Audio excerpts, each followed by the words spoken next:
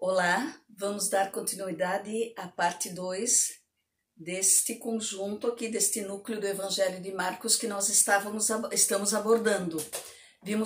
Estamos vendo, portanto, que neste primeiro anúncio que Jesus faz da sua paixão e morte, Pedro reage e Pedro não aceita o que Jesus diz. Por isso, Jesus reage e também chama Pedro de Satanás, ou seja, aquele que se desvia do caminho de Deus. E Jesus é firme neste sentido. Então, logo após este episódio, nós temos um conjunto, ou seja, o capítulo 9, dos versículos 1 a 29, nós temos 3 episódios que vão trazer estas instruções que Jesus faz aos seus discípulos com a preocupação de mostrar que o Messias é o Messias servo. Então, neste primeiro anúncio, nós vimos que Jesus chama atenção porque Pedro ele está simbolizando aqueles que não aceitam a cruz e que chegam a criticar Jesus por causa disto. E por isso Jesus vai reforçar esta questão do Messias triunfalista. Em cada um destes anúncios, portanto, em cada uma destas instruções, portanto, Jesus vai trazer uma palavra que critica e corrige a falta de compreensão dos discípulos e ensina como deve ser o comportamento deles nesse segmento de Jesus. Uma coisa antes de nós continuarmos que nós não podemos esquecer é que este conjunto todo de instruções de Jesus tem como pano de fundo a caminhada que Jesus está realizando com o seu grupo de discípulos para Jerusalém, onde será preso e será morto. Portanto, o contexto dessa caminhada toda aqui é a cruz na vida de Jesus e também na vida dos seus discípulos e discípulas. Então vamos agora abordar estas instruções que Jesus faz aos discípulos, sempre lembrando isto, é como lembrando que Jesus pega aquele cego que vão pedir que Jesus o cure e que Jesus leva para fora a sós. Então nós temos que ter presente isto neste momento, para Jesus reforçar, portanto, que a compreensão de que o Messias é o Messias servo. Nós temos 3 episódios que fazem parte destas instruções. A transfiguração de Jesus, quando ele leva Pedro, Tiago e João ao Monte Tabor, e ali ele se transfigura, isto dos versículos 2 a 12 do capítulo 9.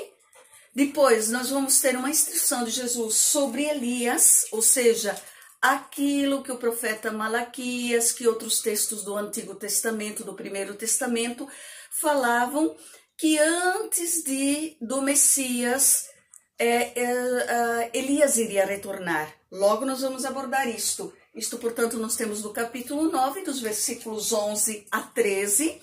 E, finalmente, encerrando este primeiro conjunto de instruções sobre o Messias servo, nós temos o episódio sobre a fé em Jesus, quando os discípulos não conseguem fazer uma cura e Jesus vai então reforçar a questão de que a fé é o elemento básico no segmento de Jesus Cristo.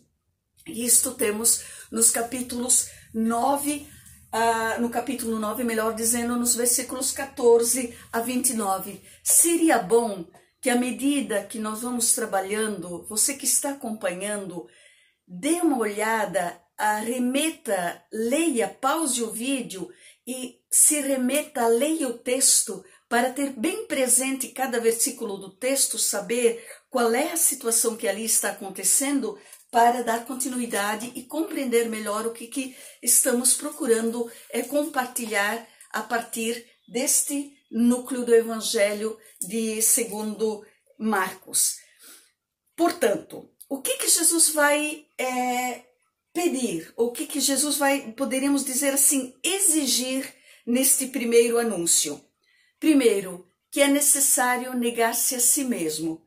Isto significa, quando nós temos, primeiro, é necessário negar-se a si mesmo, carregar a sua cruz e segui-lo, e, se for necessário, perder a própria vida por causa de Jesus e de sua palavra. Isto nós temos presente, isto nós tínhamos presente lá no capítulo 8, nos versículos 34 a 38, quando Jesus afirma isto, né? Então, olhando para este contexto de instruções, nós vamos perceber o seguinte: na transfiguração, Jesus aparece na glória dizendo a Pedro, Tiago e João, diante de Pedro, Tiago e João, e junto com Jesus aparecem Moisés e Elias. Então, viu como é importante a gente sempre olhar para a Bíblia, olhar o texto da Bíblia para conseguirmos ir entendendo o sentido dos versículos dentro deste contexto. Então, dando continuidade àquilo que nós estávamos falando, entre este primeiro anúncio e o segundo, então nós temos uma complementação de que Jesus vai dar aos seus discípulos para corrigir neles a compreensão, as ideias, a compreensão errada que tinha sobre Jesus. Então, o primeiro deles é a transfiguração. Jesus, com Pedro, Tiago e João, sobe ao Monte Tabor e lá ele se transfigura com a presença de Moisés e Elias. E nós temos presente aqui que o momento que os discípulos, os três, vêm, há uma compreensão de Jesus glorioso. Realmente, a transfiguração de Jesus vai ser uma pré-figuração daquilo que vai ser a ressurreição. Portanto, mas o que Jesus está querendo passar para os seus discípulos compreenderem é que Elias, que ele através daquilo, melhor dizendo, que Jesus através daquilo que ele está ensinando, testemunhando, agindo, vivendo, ele está cumprindo o que Moisés, a lei, que é simbolizada por Moisés, e os profetas, que é simbolizado por Elias, já falavam lá no Primeiro Testamento. Portanto, Elias representa a lei, Moisés representa a lei, o Pentateuco, de modo especial, a Torá, e Elias representa os profetas. Nós não podemos esquecer que nós vamos ter na narrativa dos evangelhos, Jesus, até na passagem dos discípulos de Emaús, depois em Lucas, Jesus dizendo, não lestes, não ouvistes, não lestes o que a lei e os profetas justamente lembra o Primeiro Testamento. Então,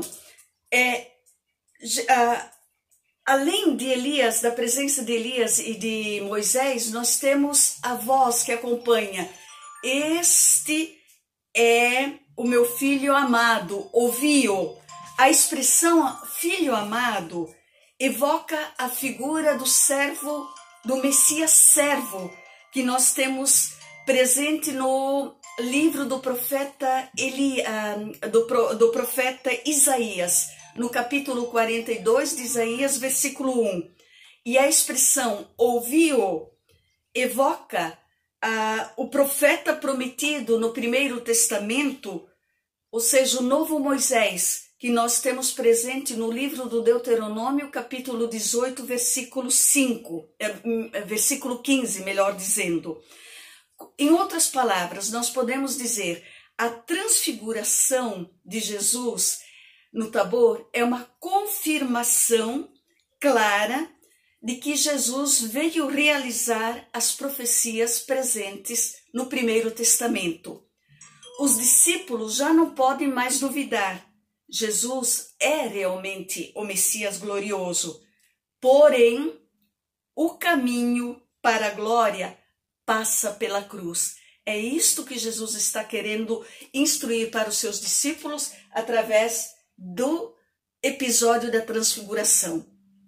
Em seguida, nos versículos 11 a 13 do capítulo 9, nós temos o ensino de Jesus sobre Elias. Ou seja, Malaquias, o profeta Malaquias, no capítulo 3, versículos 23 a 24, havia anunciado que antes da vinda do Messias, o profeta Elias devia voltar para preparar o caminho.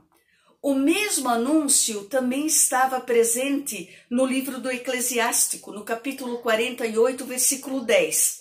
Então, a dúvida era, para os discípulos, como Jesus podia ser o Messias se Elias ainda não tinha voltado?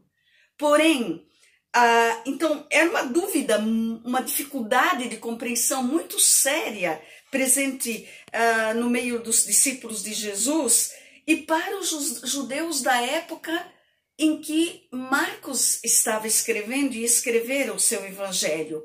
Por isto havia a pergunta: por que motivo os escribas dizem que Elias devia vir primeiro? Lá no versículo 11 do capítulo 9, a resposta de Jesus será clara.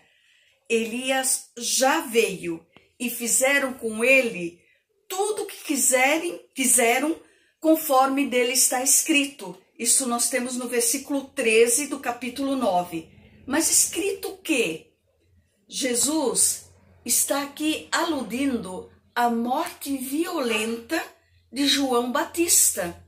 Não esqueçamos, isto está lá em Marcos, no capítulo 6, nos versículos 16 até 28, quando nós vamos ter, no capítulo 6 de Marcos, esta questão da morte violenta de João Batista. Ou seja, na morte de João Batista se realizou a ameaça da morte que a rainha Jezabel fez contra Elias, conforme está escrito lá no livro dos reis, no primeiro livro dos reis, no capítulo 19, olhando especialmente os versículos 2 e 10.